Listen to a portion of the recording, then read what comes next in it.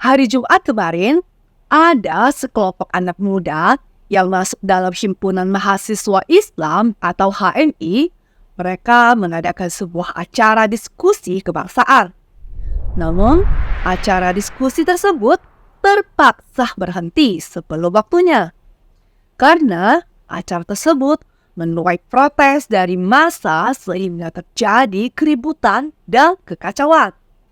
Hingga puncaknya, terjadi aksi pelemparan botol plastik yang dilakukan oleh massa yang melakukan protes. Loh, kok bisa acara yang diselenggarakan oleh para mahasiswa malah menuai protes yang begitu keras dari masyarakat? Ternyata sumber permasalahannya adalah si narasumber. Jadi, pihak panitia acara mengundang narasumber yang kontroversial, yaitu Rocky Gerung dan Refy Harun. Loh, gak bahaya tah? Ya iya bahayalah. Kok orang yang melakukan penghinaan terhadap presiden, yang melakukan pelecehan terhadap pemimpin negara kita, malah diundang menjadi narasumber untuk diskusi kebangsaan? Di mana sih etika dalam memilih narasumber untuk acara kebangsaan? Bukankah seharusnya seorang narasumber atau tokoh yang mewakili nilai-nilai yang dihormati oleh masyarakat? Bukan malah sebaliknya, menghina presiden. Padahal kasus penghinaan terhadap presiden itu sudah menjadi isu yang sensitif dan kontroversial di negara kita. Jadi buat apa sih kalian, para panitia, malah mengundang narasumber yang terlibat dalam kasus kontroversial seperti ini? Ya sudah pastilah merusak upaya untuk mempromosikan dialog yang sehat kepada masyarakat. Nah, sebagai panitia, kalian itu punya tanggung jawab moral atas pesan yang dikirimkan kepada masyarakat loh. Apakah kalian, pihak panitia itu meremehkan kasus penghinaan terhadap presiden yang dilakukan oleh Rocky Gerung? Sampai-sampai kalian tuh memberi panggung kepada penghina presiden untuk membawakan dialog kebangsaan. Atau pihak panitia acara sengaja mengundang narasumber yang kontroversial untuk menarik perhatian peserta, atau ada maksud lain? Jadi ceritanya begini.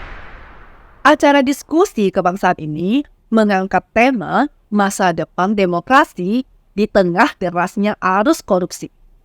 Nah, acara ini diadakan di Kopi Nuri, Condong Catur, Sleman, Yogyakarta. Di tengah diskusi, ada sekelompok massa yang mengatasnamakan diri sebagai Pejuang Nusantara Indonesia Bersatu atau PNIB datang ke lokasi tersebut. Dari sejak awal diskusi, sebenarnya massa PNIB sudah melakukan protes dan hendak masuk lewat pintu depan. Namun, niat mereka itu dihalau oleh polisi. Jadi, mereka kemudian memutar dan melakukan protes dari arah sawah yang berada di belakang kafe. Nah, situasi itu mulai memanas. Dan secara tiba-tiba, terjadi hal yang tidak terduga. Salah seorang massa yang melakukan pelemparan sebuah botol plastik ke arah panggung dan mengenai leher si Refy Harun yang kebetulan sedang duduk di sebelah Rocky Gerung. Dan situasi pun semakin memanas karena aksi pelemparan tersebut. Untungnya segera ditangani oleh pihak kepolisian yang berjaga-jaga di sana. Dan untungnya pula insiden tersebut tidak berlangsung lama dan dapat segera diredam oleh pihak polisi.